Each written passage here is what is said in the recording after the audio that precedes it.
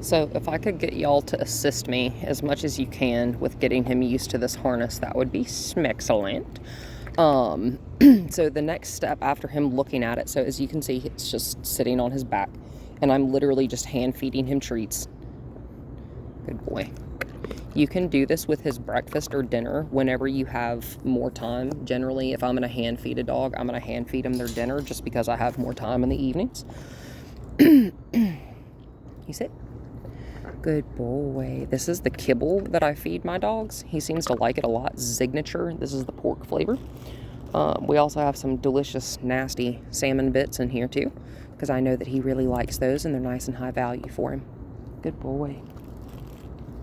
Good boy. So what we're going to do is y'all are going to hand feed him dinner like this. And while you're hand feeding with your other hand, kind of like we were doing with the muzzle, real slick, sleight of hand stuff.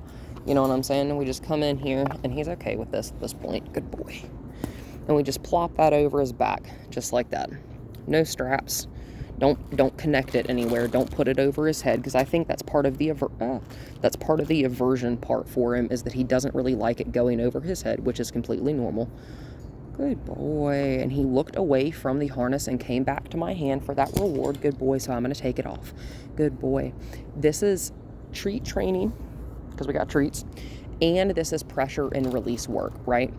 So the pressure does not have to come in the form of physical pressure. It does not even have to come in the form of verbal pressure.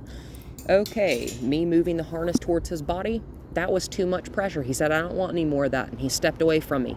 Not a problem. Not a problem. We're going to bribe him, come back over here. I'm not going to touch that harness this time. Good boy.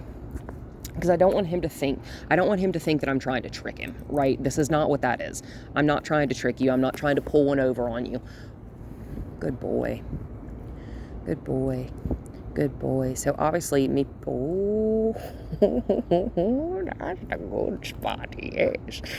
So obviously, picking up that harness and moving it towards him is pressure, right? So if he backs away from that, remove the pressure, okay? Because we don't want to scare him. We don't want him to think that we're trying to trick him. Anything like that. He's nice and calm now. I'm going to do it again. Good boy. Good boy. Notice that time he didn't pull away. He didn't try to shy away from the harness. He didn't shy away from me. That's exactly what we want.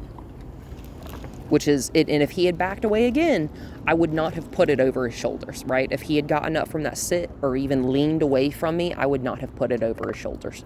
He's telling me I don't want that. I can respect that. Good boy. You're a good boy. And that's where we're going to leave it for today. That's really nice. I'm going to pull it off the other side this time. Good boy, Cosmo. And I'm going to pull it away from him. Good boy. Really nice. So as often as you can do that little exercise right there, the sooner we'll get that harness on him and the sooner we can play on a long line.